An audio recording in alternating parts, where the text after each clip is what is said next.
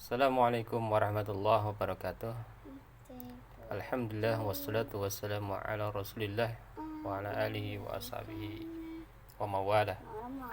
Pada kesempatan ini saya akan menyampaikan khads dalam pembelajaran sharaf.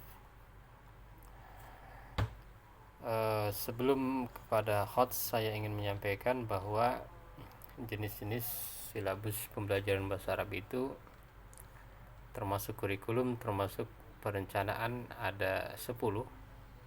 Ada silabus gramatikal, silabus leksikal, silabus fungsional, silabus situasional, berbasis konten, berbasis kompetensi, berbasis kemahiran, berbasis tugas, berbasis wacana, dan integratif. Sejak kurikulum KBK tahun 2004 atau di perguruan tinggi sejak tahun 2020, tahun 2000, perguruan tinggi dan pendidikan Indonesia menggunakan silabus berbasis kompetensi. Jadi kalau berbicara HOTS, maka kita berbicara bahwa pembelajarannya itu dan kurikulumnya itu atau silabusnya itu atau perencanaannya itu adalah berbasis kompetensi. Alim, apa aja yang harus dilakukan? Ketika kita mengajarkan, sebaiknya ajarkanlah anak-anak didik kita itu berpikir, keterampilan berpikir. Apa saja itu? Menerapkan, menganalisis, membuat, menyampaikan pendapat, mengkritisi, menolak atau menilai pandangan-pandangan orang lain.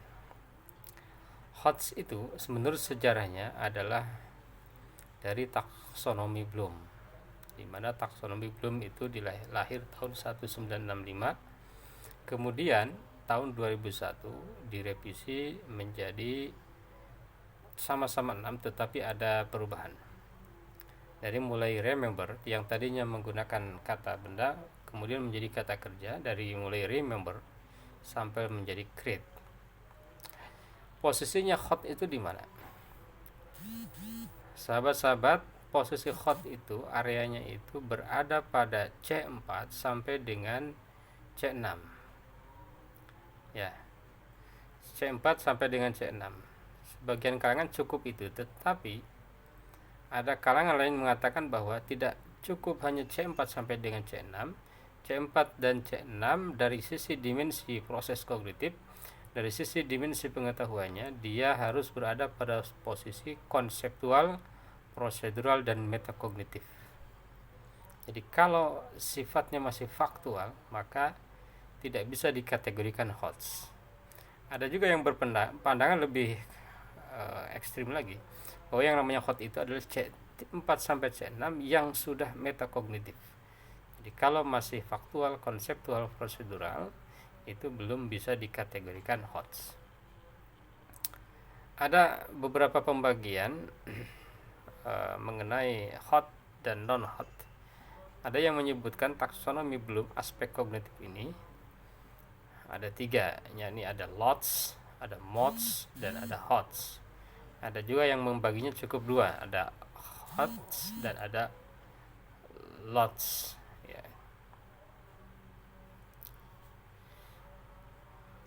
HOT dan yang kita kaji adalah HOTS. Untuk mencapai pembelajaran HOTS dalam sorot dan dalam materi apapun, maka kata kerja yang digunakan dalam tujuan, dalam outcome, kalau sekarang learning outcome, itu harus menggunakan HOTS, dari mulai analisis, evaluasi, dan kreasi. Apa itu kemampuan berpikir tingkat tinggi? Kemampuan berpikir tingkat tinggi itu adalah 1, menganalisis, 2, menentukan keputusan, 3, berpikir secara kritis, yang 4, mendiskusikan, dan yang 5, mengkaji, meneliti, dan membenarkan, mengkoreksi. Komponen pembelajaran pembelajaran apapun komponennya sebagaimana kita tahu ada 4, yakni tujuan atau sekarang itu berbasis learning outcome, yang kedua materi, yang ketiga metode, yang keempat penilaian ya. Tadi tujuan sudah, jadi tujuannya itu harus berbasis kata kerja HOTS, baru bisa dikatakan pembelajaran HOTS. Yang kedua, materinya itu harus materi yang HOTS, dimana sorob itu ada mujarrad, ada mazid, ada sulasi, ada rubai, ada mazid sulasi, mazid rubai. Ini harus disajikan dengan HOTS. Misalnya disajikan dengan menggunakan map. Ini bagian dari model penyajian materi secara HOT. Bagaimana membelajarkan sorob secara HOT? Yang pertama adalah memahamkan fungsi dan hakikat sorob. Jadi sorob itu harus diajarkan dengan menjelaskan hakikat sorob itu apa. Sorob itu adalah membahas tentang apa, mengkaji tentang apa. Yang kedua, membelajarkan binyatul kalimah. Dan yang ketiga, membelajarkan makna. Itulah posisi daripada sorob. Yang perlu diingat dalam prinsip khusus pembelajaran bahasa Arab adalah al-fahmu lil qira'ah wa laysa al-qira'ah lil fahm.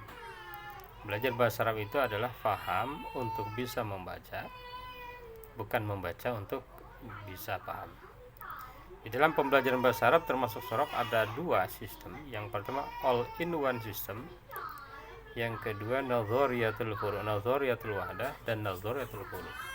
Nazariyatul wahdah ini di sekolah-sekolah dan termasuk di universitas pembelajaran bahasa Arab, sorobnya itu menyatu,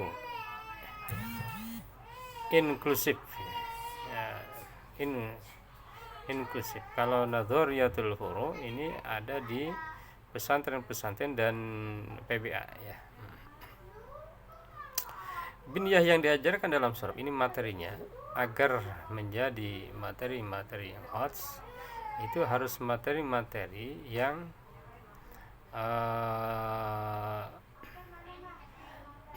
produktif ya. Jadi tidak harus semua binyah tadi itu diajarkan. Misalnya dalam sorob itu tidak semua wazan itu diajarkan dengan ketat. Kenapa? Karena yang paling banyak di dalam teks itu umumnya yang 3 huruf, yang 4 huruf, 5 huruf, 6 huruf, apalagi yang mulhaq itu hampir tidak ketemu dalam teks, maka tidak penting untuk diajarkan atau hanya sepintas. Jadi yang fungsional-fungsional saja, sehingga pembelajaran yang dilakukan itu harus berbasis teks.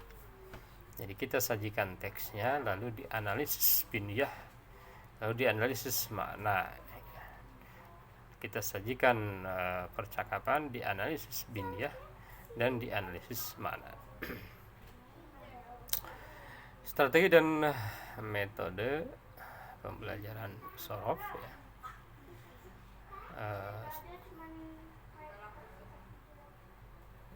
Untuk agar berbasis, maka strateginya adalah harus menggunakan pembelajaran aktif ya, pembelajaran aktif atau active learning.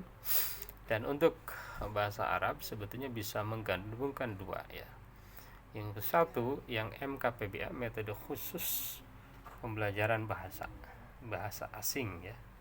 Contohnya qawaid terjemah, thariqah mubasyirah, audiolingual, komunikatif, dipadukan dengan strategi pembelajaran aktif yang umum, everyone is teacher dan lain sebagainya. Media pembelajaran untuk sorob yang HOTS pun harus menggunakan media-media yang berbasis HOTS.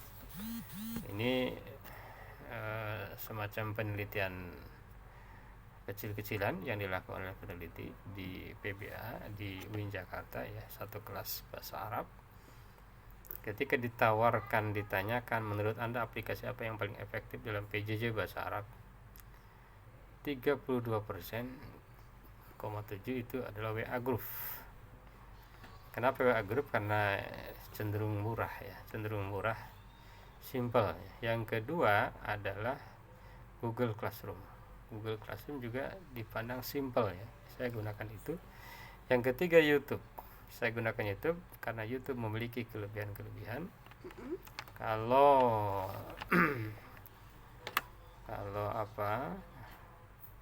subscribernya banyak dan penontonnya banyak, nanti bisa mendapatkan semacam royalti ya, dan itu bisa tersimpan lama ya. Yang selanjutnya ada Google Meet.